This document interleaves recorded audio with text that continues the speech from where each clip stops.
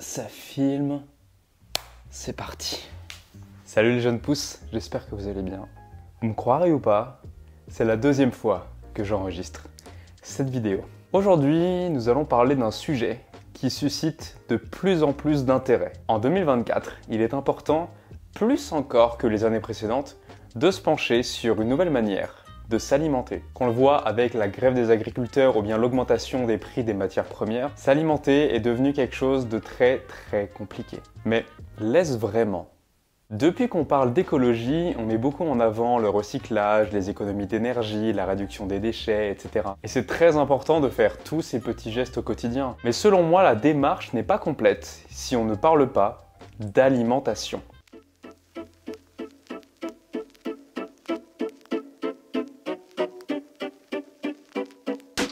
Mais oui, qu'est-ce qui est présent dans notre vie encore plus que l'utilisation de notre voiture et la réduction des déchets? C'est bien l'alimentation, c'est la nourriture. Étant donné qu'on mange entre 2 et 5 fois par jour, que l'alimentation nous apporte des vitamines, des minéraux, de l'énergie et évidemment participe à notre bonne santé, c'est important de ne pas négliger cet aspect-là dans notre vie. Vous regardez Alex en conscience, c'est Alex, et on va parler du végétarisme et plus particulièrement du véganisme en 2024.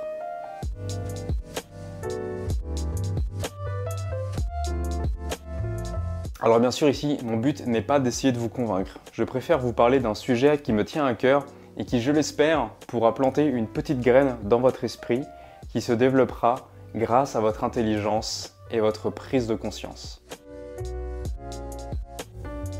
Alors, le véganisme, c'est quoi au juste ? Bien, le véganisme, si vous débarquez en 2024, c'est un mode d'alimentation qui consiste à exclure de son régime alimentaire et aussi de sa vie quotidienne, tout objet et tout aliment provenant des animaux. D'ailleurs, même plus précisément, provenant de l'exploitation des animaux. Et ça a une importance, c'est un petit détail, mais ça fait toute la différence. Alors quand on parle de produits animaux, on parle bien sûr de la viande, du poisson, du lait, des œufs, et évidemment, en tant que Français, c'est très dur, mais évidemment, le fromage, et bien à ça s'ajouter tous les produits dérivés des animaux comme la laine, le cuir, etc. Cette décision d'abandonner tous ces produits, aussi bien alimentaires que de la vie de tous les jours, est souvent perçue comme une contrainte, mais elle est souvent motivée par une volonté de bien-être des animaux et parfois même elle est motivée par l'écologie et par la santé. L'élevage intensif est l'une des principales causes de la déforestation, de la pollution de l'eau et de la production de gaz à effet de serre. On estime dans le monde que l'élevage des animaux pour l'abattage relâche plus de gaz à effet de serre que tous les transports réunis. Bateaux, camions, voitures, trottinettes, tout ce que vous voulez. Et c'est dur de s'imaginer ce chiffre-là parce que quand on pense pollution, tout de suite on pense aux industries qui rejettent des gaz dans l'atmosphère, on va penser aux voitures qui rejettent des gaz dans l'atmosphère, on va pourquoi pas penser aux animaux comme les vaches qui rejettent du méthane dans l'atmosphère, mais on n'arrive pas à se rendre compte que c'est à ce point-là un désastre pour notre environnement.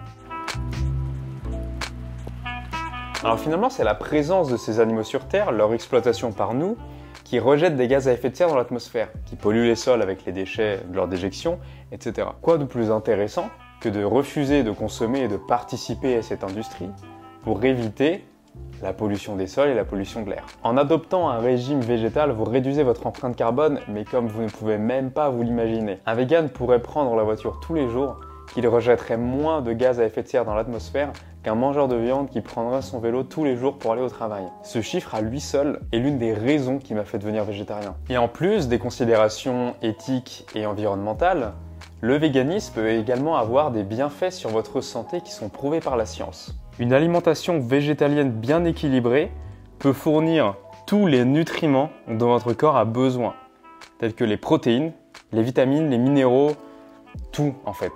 C'est un cliché de penser que l'alimentation végétalienne est carencée. La seule vitamine que les végétaliens sont entre guillemets obligés de prendre, c'est la B12. Et encore, il y a des études très récentes qui montrent que consommer des produits végétaux qui viendraient de son propre jardin ou d'un producteur local qui n'aurait pas trop lavé les légumes avant de les vendre, sur ces légumes, grâce à la présence de la terre, il pourrait y avoir dans le légume la vitamine B12. Alors attention, ça ne veut pas dire qu'au cas où il vaut mieux pas supplémenter, mais j'ai déjà fait une vidéo là-dessus Est-ce que vraiment prendre un tout petit cachet de cette taille une fois par jour, c'est si terrible que ça? Par sa construction même, une alimentation végétale est riche en fibres et pauvre en graisses saturées animales et en mauvais cholestérol pour notre organisme. Et donc par sa construction même, une alimentation végétale est bonne pour la santé cardiovasculaire. Alors évidemment, comme toute alimentation, qu'elle soit omnivore ou non, l'alimentation végétale nécessite une planification pour apporter toutes les vitamines, tous les minéraux, toutes les protéines aussi à l'alimentation. Si vous avez le moindre doute, il est évidemment conseillé de consulter un professionnel de santé qui saura vous aiguiller sur comment vous alimenter. Je vous mets toutefois en garde que les médecins et les diététiciens ne sont pas forcément les personnes les mieux informées. Les médecins ayant en moyenne 14 heures de cours sur leurs 12 années d'études sur la nutrition, ce qui est, je trouve, vraiment très peu. Finalement, j'en ai lu beaucoup plus qu'en un an. Et les diététiciens n'ont aucune formation sur le végétarisme. J'avais discuté avec une diététicienne qui m'avait assuré que pendant ses études, il lui était interdit, formellement interdit, de parler de régime végétarien sous prétexte que c'était contre nature et avec la menace d'être virée et de ne pas avoir son diplôme si elle en parlait. Ce que je trouve terrible parce que c'est les diététiciens qui ensuite sont dans les hôpitaux pour faire les menus pour les patients. Que faire si un patient est végétarien, sachant qu'il y en a de plus en plus? En moyenne, en France, il y a entre 3 et 5% de la personne qui ne mange pas de viande ou qui en mange de moins en moins. En conclusion, le végétarisme en 2024 est une alternative à sérieusement envisager, surtout si vous avez des considérations éthiques, environnementales et que vous avez envie de vivre dans un monde juste et d'être aligné avec vos valeurs. Non seulement il permet de prendre position en faveur du combat pour le respect des animaux, mais il contribue également à la préservation de l'environnement et peut améliorer votre santé et va améliorer votre santé.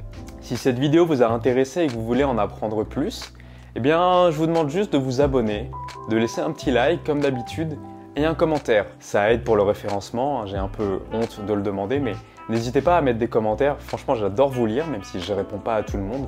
J'essaye, mais c'est pas toujours évident. Et puis, moi, je vous dis à la semaine prochaine pour plus de contenu santé, nutrition et mindset. On se dit à très vite les jeunes pousses. Prenez soin de votre alimentation, mangez et vivez en conscience. C'était Alex. Salut!